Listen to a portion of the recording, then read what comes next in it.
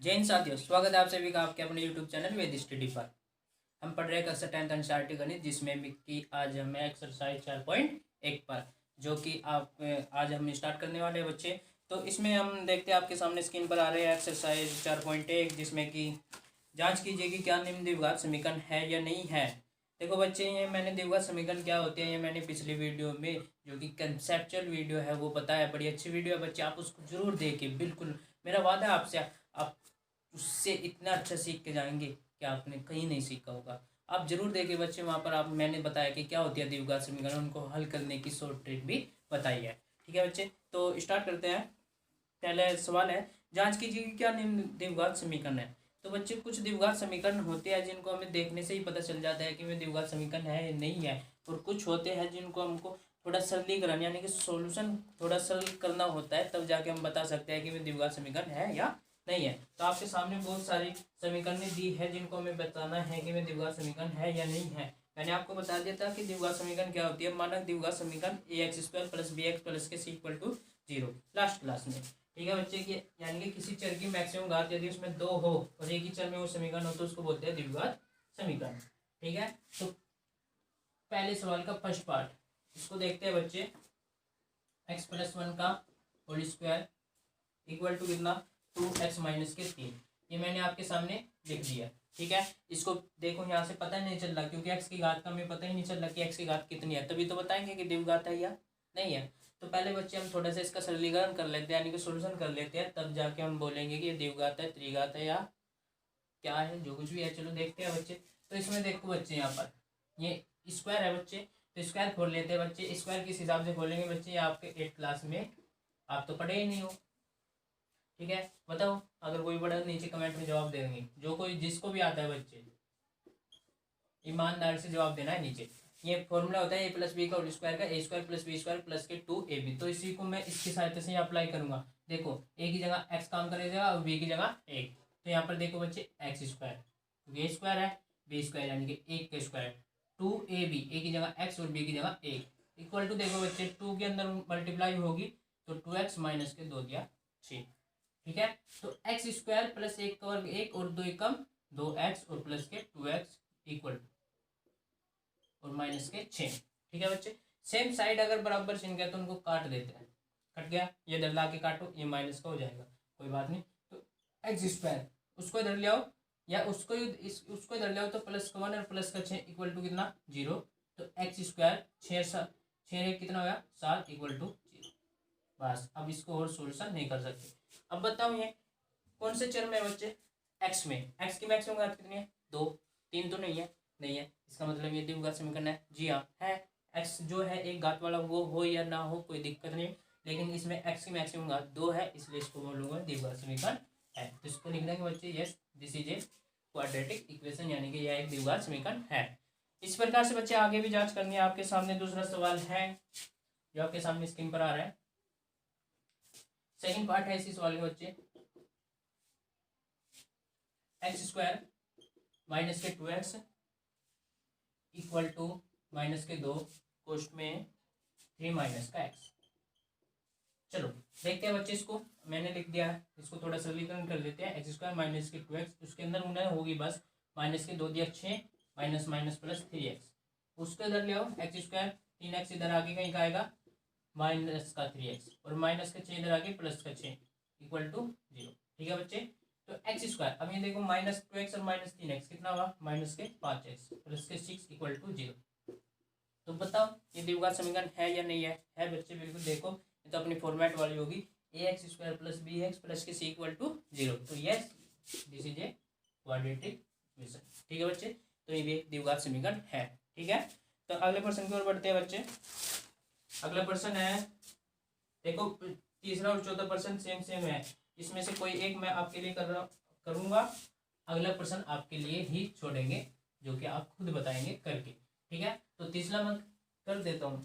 Third part है पहले part सवाल का, लिख रहा हूँ। देखो, x - के 2 x + के 1 इक्वल टू कितना, x - के 1 x + के 3। ठीक है बच्चे, ये मैंने लिख दिया है। चलो इसको देखो सोल्यूशन कर लेते हैं। अब ये देखो बच्चे, ब्रैकेट है, ब्रैकेट का मतलब गुणा होगी इस ब्रैकेट की इस ब्रैकेट में, इस ब्रैकेट की इस ब्रैकेट में। तो पहले एक एक जो पार्टिसिपेंट है उसकी गुणा करेंगे पहले, यानी कि एक्स की गुणा करेंगे इसमें भी और इसमें भी, फिर 2 की गुणा करेंगे इसमें भी और इसमें भी, विद चिन्ह यानी कि चिन्ह की सहायता से, चिन्ह भी साथ में। चलो, तो एक्स की एक्स में गुणा होगी बच्चे एक्स स्क्वायर, ठीक है। अब यहाँ देखना प्लस प्लस तो प्लस ही रहेगा। अब एक्स की एक में भी करो तो एक्स ही कम एक्स, और रही चिन्ह की बात, प्लस यहाँ तो प्लस ही कम प्लस ही होगा। अब एक्स का काम करना बच्चे किसकी करेंगे, -2 की, तो -2 की एक्स में -2 एकम माइनस के, यानी कि 2x, माइनस प्लस की प्लस -2 की प्लस 1 में, तो माइनस प्लस पहले माइनस होगा और 2 एकम होगी।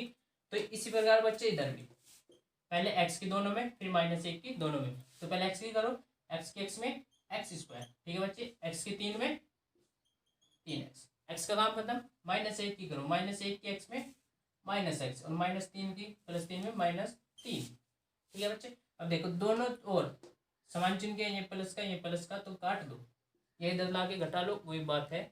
चलो अब देख x और -2x कितना बचे बच्चे, माइनस का x, इधर ये -2, ये 3x में से -x गया तो 2x और -3, सबको इधर ले आओ बच्चे, -x ये इधर आके -2x, तो इधर के प्लस का, ये -2 ये इधर आके +3 इक्वल टू क्या बचेगा इधर 0। बोलो माइनस के कितना है 3x और प्लस के कितना बचेगा 1 इक्वल टू 0। आगे भी हम इसको ले जा सकते हैं, उसको उधर ले जाओ, 1 बराबर कितना 3x, प्लस हो जाएगा 3x बराबर 1।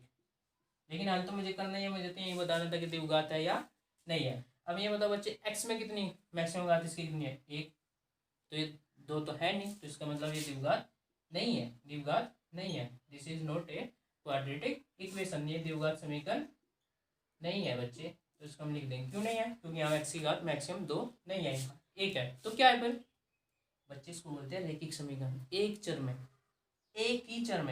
चर में ध्यान रखना, हमने 2 चर वाले रैखिक समीकरण पिछले चैप्टर में पढ़ के आए हैं, लेकिन यह है एक ही चर में रैखिक समीकरण, ठीक है बच्चे। तो द्विघात समीकरण से ये है नहीं, तो यही चेक करना था अपने को। चौथा सवाल है यहाँ आपके लिए SW रहेगा, ठीक है बच्चे, आपको बताना है, मैं तो बता रहा हूँ ये द्विघात समीकरण है या नहीं है, ये आपको खुद ही बताना है, ठीक है बच्चे। ये आपके लिए SW रहेगा, नीचे कमेंट में जवाब देना बिल्कुल। चलो अगला प्रश्न भी, पांचवा पार्ट भी बिल्कुल सेम प्रश्न है बच्चे, ठीक है। इसमें आपको बताना ही है कि द्विघात समीकरण है, 2 ब्रैकेट दिया है, दोनों की गुणा करनी है, ठीक है। छठा प्रश्न बच्चे होल स्क्वायर बेस है, और इसको बताना है आपने कि ये है या नहीं है। मैं तो दिख रही है ये छठे भी नहीं है इसकी, ठीक है, लेकिन मैं आपको दिखाता हूँ कैसे। छठा प्रश्न, x² प्लस के 3x प्लस का 1 इक्वल टू x-2 का होल स्क्वायर। चलो ये मैंने लिख दिया बच्चे, इसको देखो कैसे हल करेंगे हम।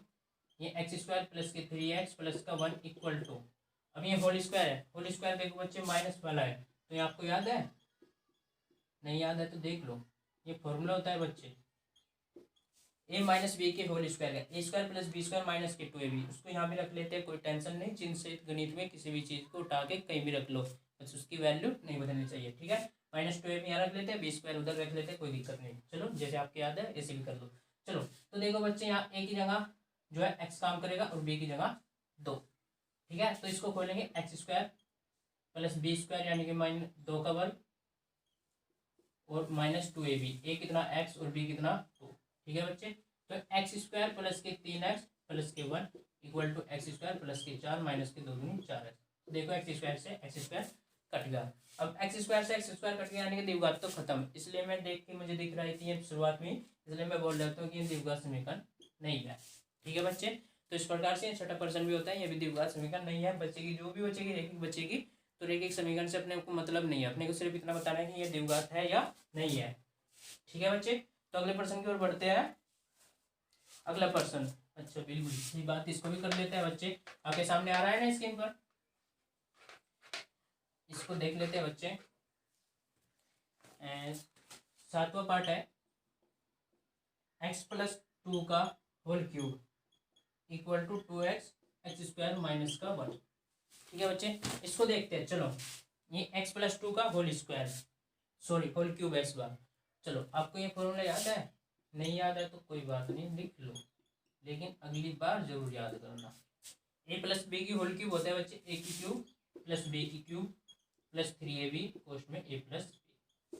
तो इसी के हिसाब से मैं यहाँ लगाऊंगा इसको, यानी कि ए की जगह अपना x काम करेगा और b की जगह 2 काम करेगा। तो इसको खोल लेते हैं बच्चे। देखो a का क्यूब यानी कि x का क्यूब 2 का cube plus 3ab 3x b कितना 2a प्लस बी यानी कि x प्लस 2 इक्वल टू या सेम टू सेम बच्चे इसके अंदर गुना कर लो। अभी 2x 2 एकम 2 और x की x स्क्वायर में यानी कि x की 3 पहले प्लस माइनस माइनस 2 एकम 2 और x एकम x यानी कि 2x। अब यहाँ देखो बच्चे x की 3 2 की 3 कितना हुआ 2 दूनी 4 4 दूनी 8 बिल्कुल सिंपल है बच्चे। चलो 3 दूनी 6x। चलो अगली लाइन गुना कर लें कोई बात नहीं। इधर बोलो 2x की 3 माइनस के 2x।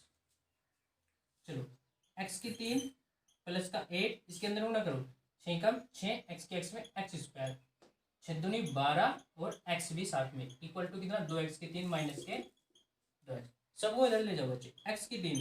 अब x की 3 के साथ x की 3 वाला रख लेंगे तो ये इधर जाके माइनस का 2x की 3। ठीक है।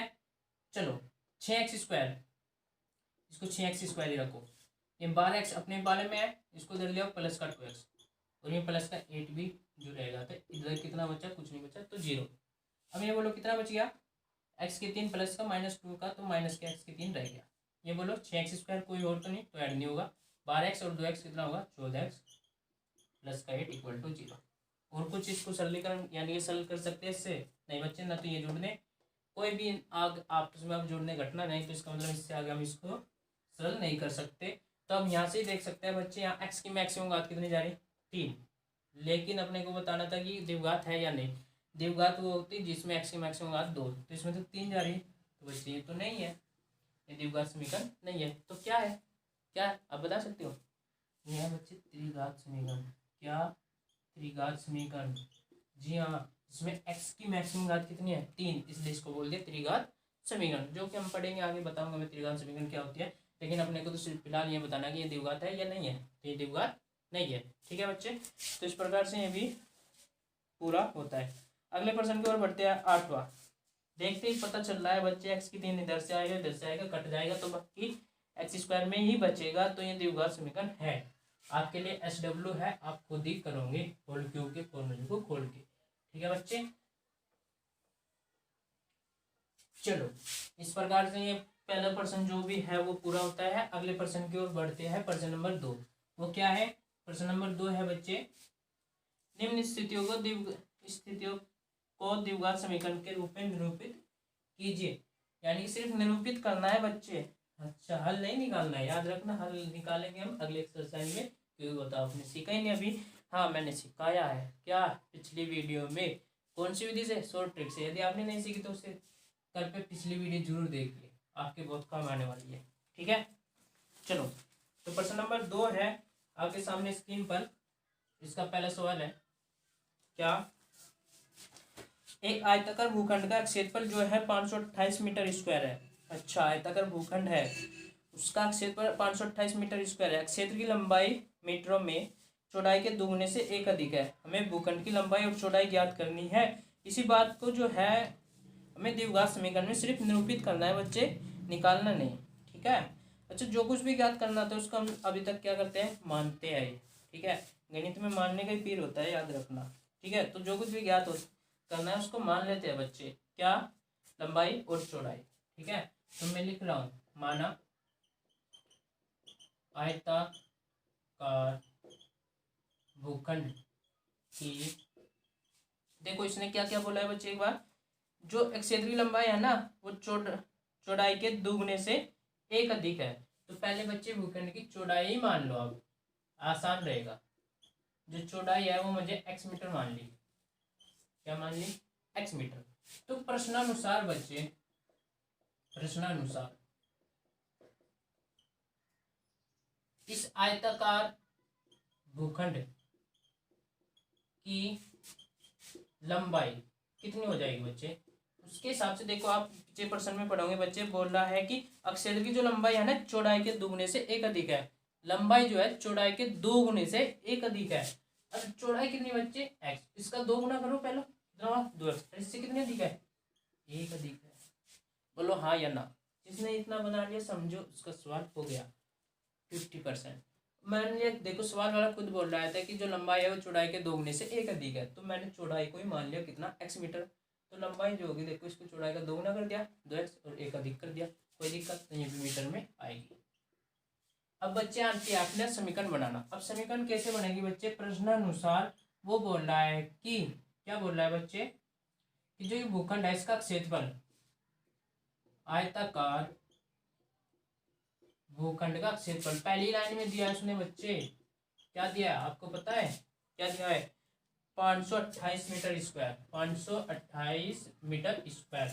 अब आयताकार भूखंड का क्षेत्रफल होता कितना है बच्चे, लंबाई गुना चौड़ाई, तो ये दिया है 528। अब लंबाई कितनी है बच्चे 2x प्लस का 1 और चौड़ाई x, देखो तो ये इसका मान कितना है 528, इसके अंदर गुना कर दो, 2 कम 2 एक्स स्क्वायर और एक्स कम एक्स इक्वल टू कितना 528, उसको इधर जाओ 2x square plus k x minus k 528 equal to 0। ठीक है, तो बच्चे इस प्रकार से क्या ये अपने द्विघात समीकरण रूप में निरूपित हो गया। अपने को सिर्फ निरूपित करना है, हल नहीं करना। सवाल वाले ने जितना कहा उतना ही करेंगे, ठीक है, फालतू नहीं। ठीक है बच्चे, लेकिन हाँ नीचे कमेंट में आपको जवाब जरूर देना है किस विधि से, शॉर्ट ट्रिक से। ठीक है, आप शॉर्ट ट्रिक से इसको हल करना जरूर। ठीक है, चलो ये आपके लिए मैं छोड़ता हूँ। आ समझे, कमेंट में नीचे बताओ। ठीक है, चलो आगे बढ़ते बच्चे अगले प्रश्न की ओर। अच्छा ध्यान रखना, ये हमने सिर्फ एक ही चर में, पिछले जो प्रश्न थे हम वहाँ समीकरण जो बना रहे थे वहाँ 2 चरों में बना रहे थे, एक्स और वाई में। यहाँ किस में बना रहे, सिर्फ एक ही चर में, किसमें एक्स में, और इस एक में ही बनाएंगे। पेपर में बच्चे हम दोनों में कर सकते हैं इन सवालों को, वो अपने देखना पड़ेगा कि दोनों में आसान हो रहा है या एक में। ठीक है बच्चे, लंबाई चौड़ाई मान के कैसे दिखाऊं, चलो मान लो बच्चे लंबाई जल्दी निकलूंगा थोड़ा, एक्स है और चौड़ाई वाई, कोई दिक्कत। तो एक समीकरण बनेगी बच्चे, इन्होंने क्षेत्रफल दिया है 528, बन गई लंबाई गुना चौड़ाई। एक कंडीशन बोली है कि जो चौड़ाई है ना वो लंबाई के 2 गुने से 1 अधिक है। तो जो चौड़ाई है, चौड़ाई कितनी है वाई, या लंबाई के 2 गुणित है, लंबाई कितना एक्स, इसके 2 गुणित है 1 अधिक है, एक ही बनेगा। तो इस प्रकार से बच्चे मैं इसी सवाल को 2 चर वाले रैखिक समीकरण में कन्वर्ट करके भी कर सकता हूँ अपने पेपर में, लेकिन यहाँ नहीं करेंगे। इस एक्सरसाइज में सिर्फ उसी हिसाब से करेंगे जिस हिसाब से एक्सरसाइज चल रही है। यहाँ में हम सब सीखने के लिए बैठे हैं, पेपर में नहीं बैठे हम, यहाँ सब कुछ सीख के जाएंगे। जो भी हमें पेपर वाला या किताब वाला सिखाएगा वो सब कुछ सीखेंगे बच्चे हम पेपर में। हालांकि हम इस सवाल को ऐसे भी कर सकते हैं, ऐसे भी। ठीक है, हम आप खोल के नहीं देगा आपको कि आपके 2 चर वाले रैखिक समीकरण से करना है या द्विघात समीकरण से। ठीक है बच्चे, चलो अगले प्रश्न की ओर बढ़ते हैं बच्चे, जो आपके सामने है। क्या बच्चे पढ़ो उसको। 2 क्रमागत धनात्मक पूर्णांकों का गुणनफल जो है वो 306 है। 2 क्रमागत धनात्मक पूर्णांकों का गुणनफल 306 है। हमें पूर्णांकों को ज्ञात करना है। अच्छा, तो इसी बात को मुझे द्विघात समीकरण में कन्वर्ट करना है बच्चे, सिर्फ कन्वर्ट करना है, यानी कि कैसे द्विघात समीकरण में बना सकता हूँ। अच्छा, क्रमागत पूर्णांक यदि आपने नहीं पढ़े तो मेरी पहली वीडियो देखिए इस कक्षा 10th में, जहाँ मैंने बताया कि क्या होते हैं पूर्णांक। पूर्णांक में धनात्मक पूर्णांक, ऋणात्मक पूर्णांक। ठीक है, बहुत काम आने वाला है बच्चे आपको। ठीक है, तो पढ़िए उसको एक बार जरूर देखिए। ठीक है, चलो तो धनात्मक पूर्णांक और वो भी क्रमागत। तो बच्चे माना कौन सा सवाल है बच्चे, दूसरे सवाल का सेकंड पार्ट। माना पहला धनात्मक पूर्णांक बच्चे, उसको मान लेते हैं हम कितना x। तो दूसरा क्रमागत बच्चे, तो दूसरा क्रमागत धनात्मक पूर्णांक। क्रमागत का मतलब, पहले पूर्णांक बोलो बच्चे। पूर्णांक होता है पूरा का पूरा, जैसे 1 2 3 या -1 -2, ऐसे नहीं कि 1.2, ये पूर्णांक नहीं है। पूर्णांक वे है। अब उनमें भी 2 टाइप के, एक पॉजिटिव पूर्णांक यानी कि धनात्मक पूर्णांक, एक नेगेटिव यानी कि ऋणात्मक पूर्णांक। इनको नेगेटिव इंटीजर, इनको पॉजिटिव इंटीजर। ठीक है बच्चे, ये धनात्मक पूर्णांक, ये ऋणात्मक पूर्णांक। अब पॉइंटों में 1/2 डिवाइडर में जितने होते हैं वे पूर्णांक नहीं होते। ठीक है बच्चे, चलो तो कर्म। अब आगे बात आई धनात्मक हो गया। अब क्रमागत, और क्रमागत का मतलब एकदम जस्ट अगला, जैसे तीन, तीन का अगला धनात्मक पूर्णांक कितना आएगा बच्चे, 4, 5 का अगला 6, ऐसे। तो यहाँ पर बच्चे पहले धनात्मक पूर्णांक मैंने मान लिया x, तो इससे बिल्कुल अगला कितना होगा, x प्लस के होगा, नहीं होगा, होगा बच्चे, बिल्कुल सिंपल से, जैसे 5, 5 अगला धनात्मक पूर्णांक 6, 1001 का 1002, और ये क्या चल रहा है 2020, 2020 का अगला धनात्मक पूर्णांक 2021। ठीक है बच्चे, तो इस प्रकार से अगर पहला धनात्मक पूर्णांक मैंने x मान लिया तो बिल्कुल इससे अगला धनात्मक पूर्णांक होगा x प्लस के 1। तो प्रश्नानुसार बच्चे, प्रश्नानुसार बोल रहा है कि इन दो क्रमागत धनात्मक पूर्णांकों का गुणनफल जो है वो 306 है। तो देखो बच्चे, पहला धनात्मक पूर्णांक x और इससे अगला x प्लस 1, इनका गुणनफल कितना है 306। तो बन गई थी बात समीकरण। चलो x के x में गुणा करो, x स्क्वायर x कम x इक्वल टू कितना 306। तो एक्स स्क्वायर प्लस एक्स, इसको इधर लिया माइनस के 306 इक्वल टू 0। तो इस प्रकार से बच्चे द्विघात समीकरण के रूप में कन्वर्ट हो गए। इस प्रकार से आपका प्रश्न होता है। अगले प्रश्न की ओर बढ़ते हैं बच्चे। प्रश्न नंबर 3 दूसरे सवाल का क्या है, पढ़ो एक बार। रोहन की माँ उससे 26 वर्ष बड़ी है। अच्छा माता जी, चलो उनकी आयु जो है वर्षों में का गुणनफल अब से 3 वर्ष बाद 360 हो जाएगी। उनकी आयु दोनों की, भाई दोनों की बोल रहा है, तो हमें रोहन की वर्तमान आयु ज्ञात करनी है। इसी बात को मुझे जो है द्विघात समीकरण में कन्वर्ट करना है। अच्छा, और रोहन की जो माँ है उससे 26 वर्ष बड़ी है। चलो बिल्कुल सिंपल है बच्चे, तो जो कुछ ज्ञात करना है उसी को मान लेते हैं। क्या, रोहन की आयु, तो माना रोहन की वर्तमान आयु बच्चे कितनी, x वर्ष। कोई दिक्कत, माना रोहन की वर्तमान आयु x वर्ष। तो रोहन की माँ की वर्तमान आयु बताओ बच्चे कितनी होगी। रोहन की माँ की वर्तमान आयु कितनी होगी बच्चे, कितनी, उसकी माँ जो है रोहन की कितने वर्ष बड़ी है उससे, 26। तो 26 वर्ष ज्यादा हुई ना, बिल्कुल होगी कि नहीं होगी। चलो अब बच्चे कंडीशन द्विघात समीकरण कहाँ से बनेगी बच्चे, देखो वो बोल रही है क्या कि उनकी आयु जो है वर्षों में का गुणनफल, आयु का जो गुणनफल है अब से 3 वर्ष बाद, फिलहाल से 3 वर्ष बाद जो है 360 हो जाएगी। कितनी, 360। अब बच्चे से सवाल मैंने बताया जिस टाइम की बात होगी उस टाइम हमें जाना पड़ेगा, यानी कि उसी समय में हमें जाना पड़ेगा। कब की बात हो रही है, 3 वर्ष बाद की।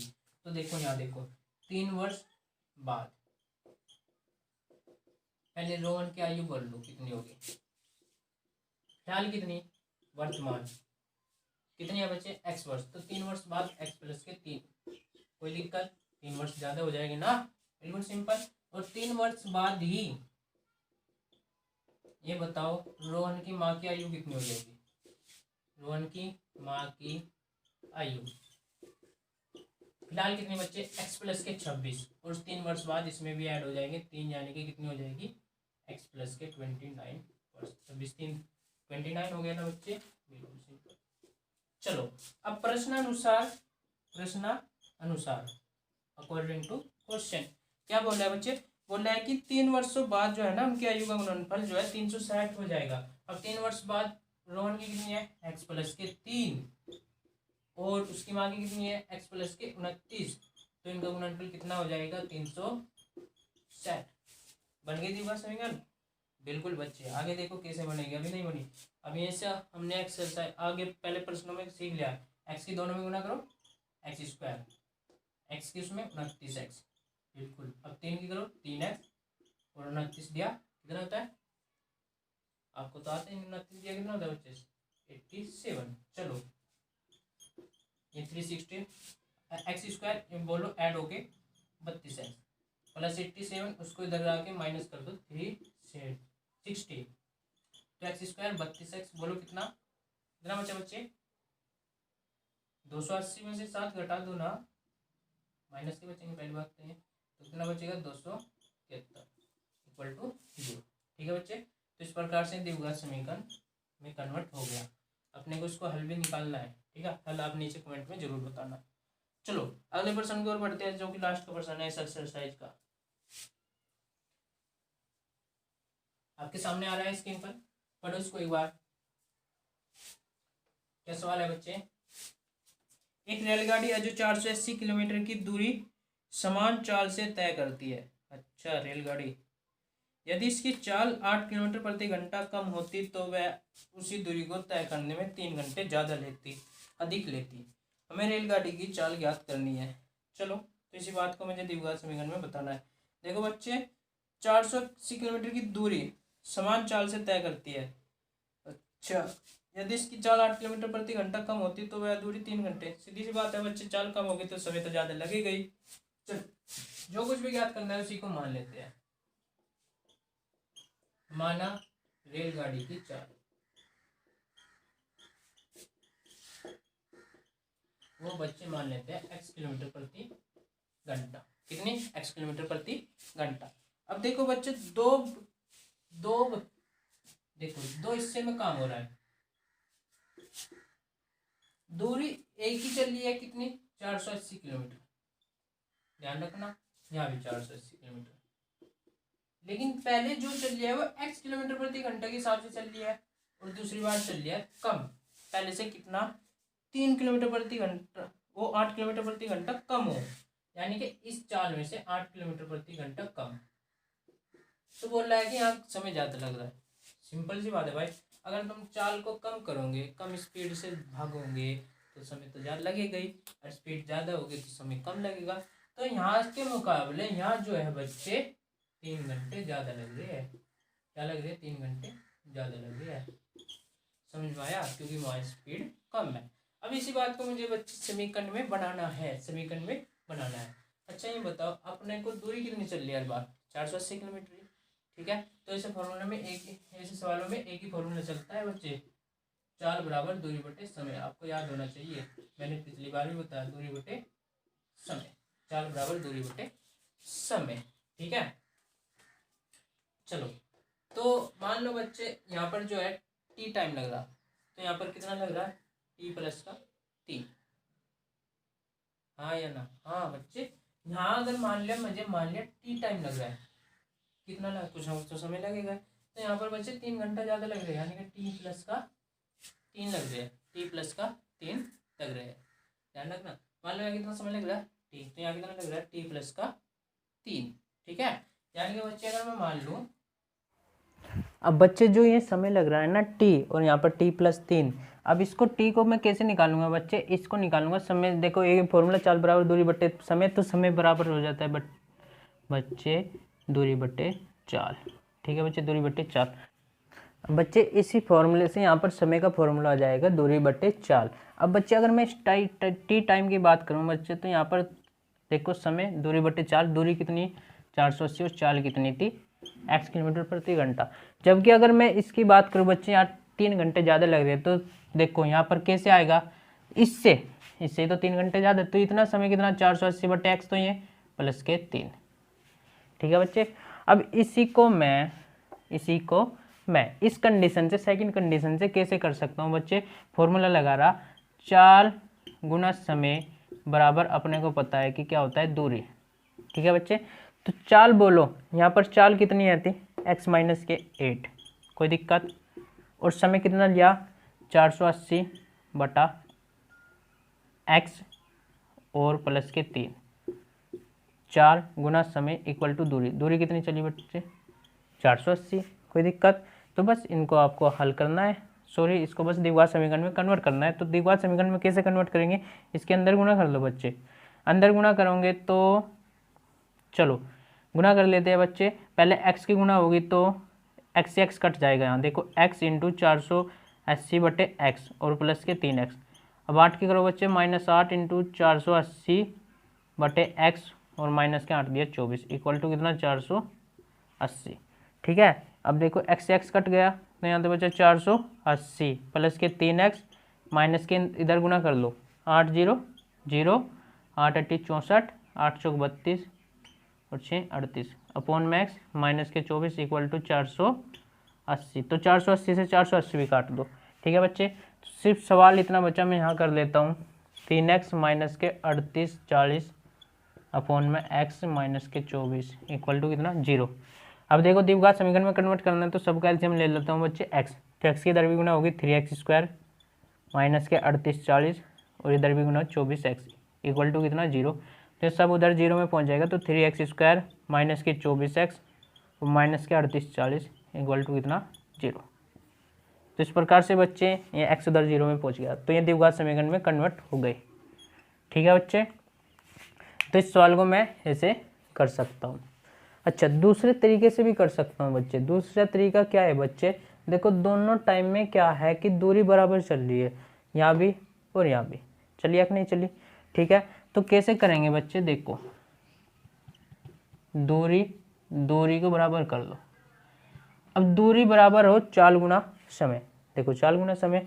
अब यहाँ पर जो चाल है वो कितनी है x, ध्यान रखना पहली कंडीशन में, और समय कितना दिया 480 बट्टा x इक्वल टू दूरी सेकंड टाइम में 4 गुना समय। अब यहाँ पर जो चाल है वो x माइनस के 8 और गुना समय कितना है बच्चे 480 बटे x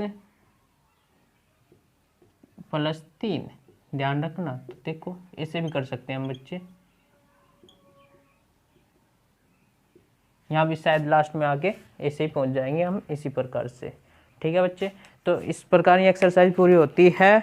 जय हिंद साथियों।